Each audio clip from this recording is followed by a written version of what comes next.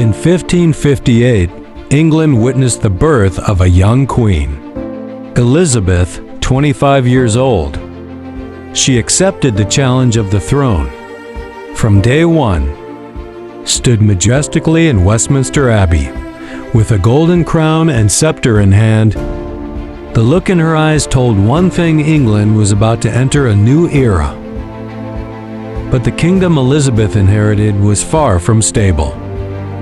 Religious conflict divided the people, the economy weakened, and the major powers of Europe awaited an opening to strike. Behind the palace windows, young Elizabeth pondered how to save her country. As a first step, Elizabeth chose to bring calm. She signed the Act of Supremacy and the Act of Uniformity, two major policies that united church and state. This decision restored stability and confirmed her as a wise leader. Atop a golden throne, Elizabeth emerges as an elegant yet firm leader. Her every move is filled with authority. She knows that to defend her kingdom, she must be stronger than anyone else, even as a woman. Proposal after proposal poured in from European kings and princes, but Elizabeth was unwavering. For her, marriage was a political tool, not a life goal. She cleverly employed diplomacy without ever ceding the throne to anyone. Meanwhile, in Scotland, Mary Stuart posed a major threat. Many wanted to overthrow Elizabeth and replace her with Mary. After numerous rebellions, Mary was eventually imprisoned in England. Despite her imprisonment, her shadow remained a threat. When the plot to assassinate Elizabeth was uncovered, the evidence pointed to Mary Stuart.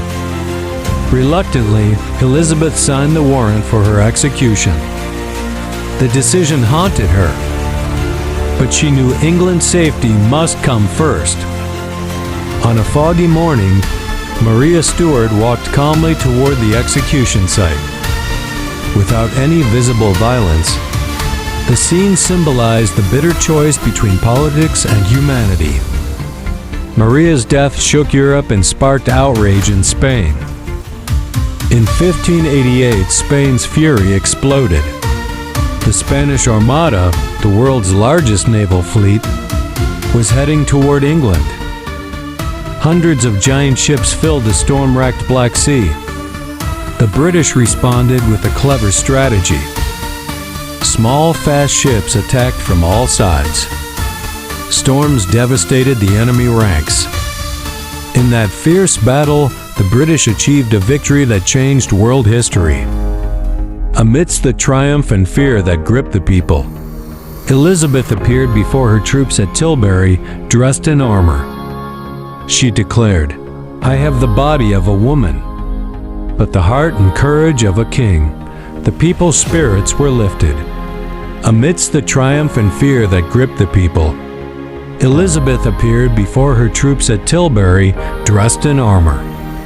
She declared, "I have the body of a woman, but the heart and courage of a king." The people's spirits were lifted. As her life drew to a close, Elizabeth grew increasingly lonely. Many of her closest advisors were gone.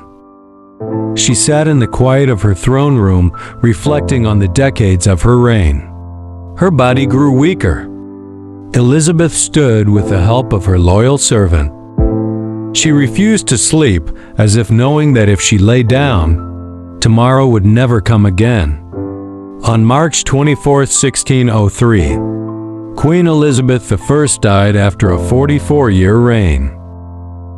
Her funeral at Westminster Abbey marked the end of a great era in English history, a period remembered as the Golden Age of England.